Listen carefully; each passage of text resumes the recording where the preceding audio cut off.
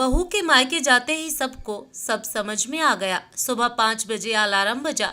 शुभी आज बेमन से उठी।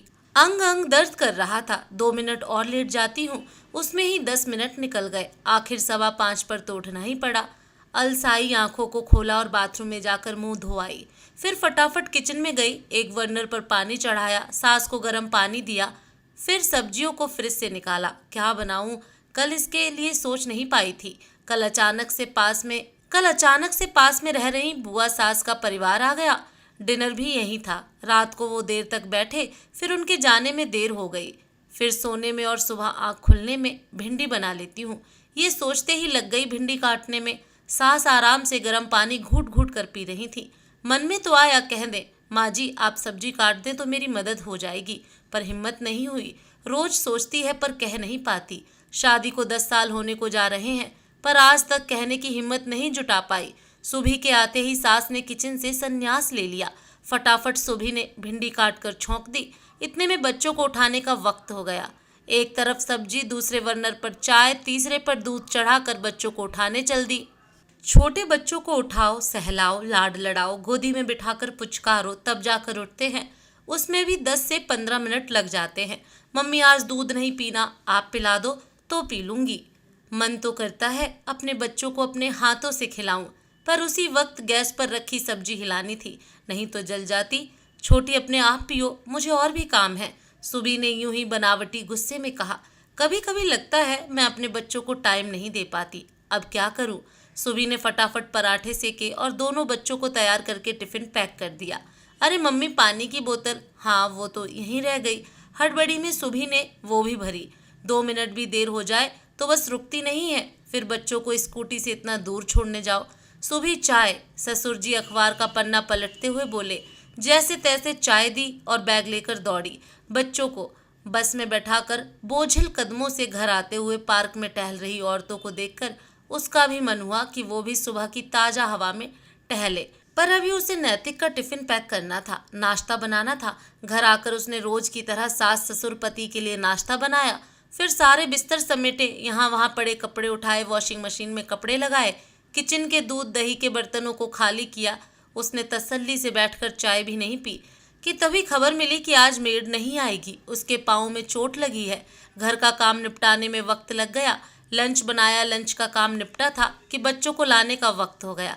छोटी 1 बजे स्कूल से आती है, उसे लेकर आई, उसका खाना पीना किया, कपड़े बदले, बड़ी मुश्किल से उसे सुलाया था कि तभी बड़े बेटे को लाने का टाइम हो गया। सुबह का मन कर रहा था कि वो भी एक झपकी ले ले, पर फिर स्कूटी स्टार्ट की और बेटे को 3 बजे बस स्टॉप से लेकर आई। दोनों बच्चों के आने का अलग वक्त है, 2 बार चक्कर हो जाते हैं। ससुर जी टीवी देख रहे थे, वो भी ला सकते थे, पर यह भी सुबह का काम था। सोनू की स्कूल की बातें सुनने में लीन थी। उसे खाना दिया था कि छोटी शोर शराबे से उठ गई, फिर उसे बहलाने में लग गई। सुबह 4 बज गए, चाय का टाइम हो गया, बना दो। सुबह की सास पलंग पर करवट बदलते हुए बोली। सुबह तेज कदमों से किचन में दौड़ी और चाय चढ़ा दी। अपनी भी चाय का कप लेकर कमरे में आई। दोनों बच्चों की डायरी चेक की, उन्हें होमवर्क कराया।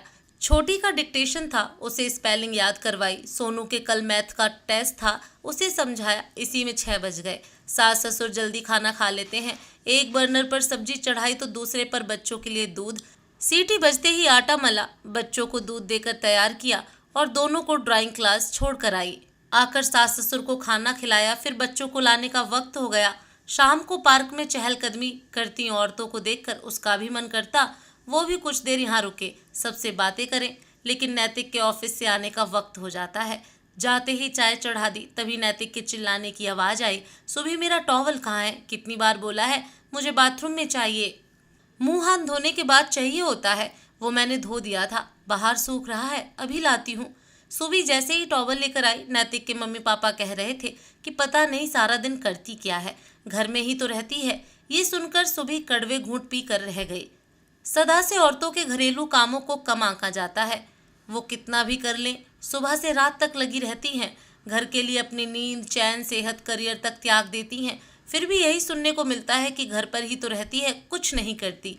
ये उसके रोज के दिन में से एक था, लेकिन आज कुछ अलग हुआ। सुबह का दिल आहत हो गया था, क्योंकि नैतिक ने भी सहमति के साथ सुना था। सब कुछ देखते जानते हुए भी उसके लिए एक शब्द भी नहीं बोला। एक औरत को पति से ही उम्मीद होती है, जब वो भी टूट जाए तो अस्तित्व ही नहीं रहता खुद का, ऐसा लगता है। सुबह दूसरे दिन उठी, यथावत काम किया, उसके बाद अपने और बेटी के कपड़े पैक किए। नैतिक को फोन किया, मैं कुछ दिन के लिए मायके जा रही हूँ, माँ ने बुलाया है, 1 साल हो रहा है उनको देखा नहीं। अरे ऐसे अचानक? और माँ को ही देखना है तो मैं दिखा लाऊंगा, रुकने की क्या जरूरत है? मेरी भी तबीयत ठीक नहीं है, आराम कर लूंगी कुछ दिन वहाँ, सुभी ने कहा। अरे वो तो यहाँ भी कर सकती हो और करती ही हो, नैतिक ने खींचते हुए कहा। हाँ तो आराम ही तो करती हूँ, यहाँ की जगह वहाँ कर लूंगी। अब तो नैतिक आग बबूला हो गया। ठीक है जाओ, बच्चों को भी ले जाना, हो गई उनकी तो पढ़ाई। गुड़िया को ले जा रही हूँ, स्कूल में बात कर ली है, सोनू के स्पोर्ट्स चल रहे हैं तो यहीं रहेगा, कहकर फोन काट दिया।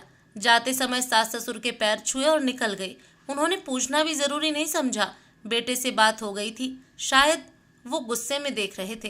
पिछले 10 सालों में कभी कोई कसर नहीं छोड़ी थी, घर के काम में, सभी की सेवा खुशामद करने में, लेकिन कभी प्यार के 2 बोल सुनने नहीं मिले, कभी पलट के नहीं बोला ना। आज हिम्मत थी सो चुपचाप चली गई। इधर फिर सुबह हुई, नैतिक लेट उठा, बेटे का भी स्कूल छूट गया। किचन में आया तो माँ ने चाय बड़ी मुश्किल से बनाई, नाश्ता बाहर किया और घर में भी सबको दे गया। जैसे तैसे सुबह का निपटा तो दोपहर के खाने की चिंता सास को सताने लगी। कहाँ तो मुंह से निकलते ही हर चीज हाजिर हो जाती थी और अब दाल रोटी भी नहीं बन पा रही।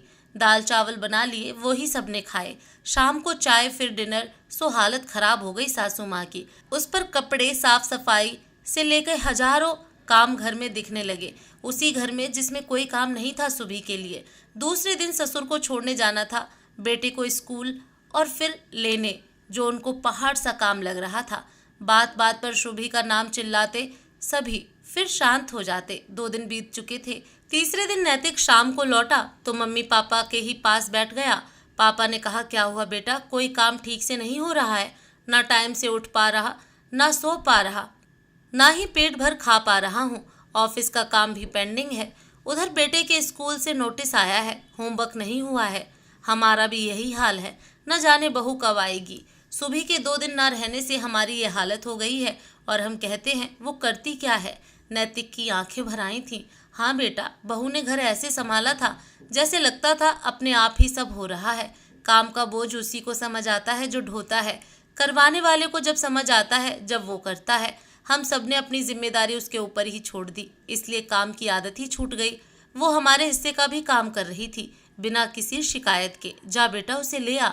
दूसरे दिन नैतिक सुभी को ले आया, वो भी आ गई बिना कुछ कहे, क्योंकि घर की हालत क्या होगी उसको अंदाजा था, और नैतिक का लेने जाना भी गवाही दे रहा था।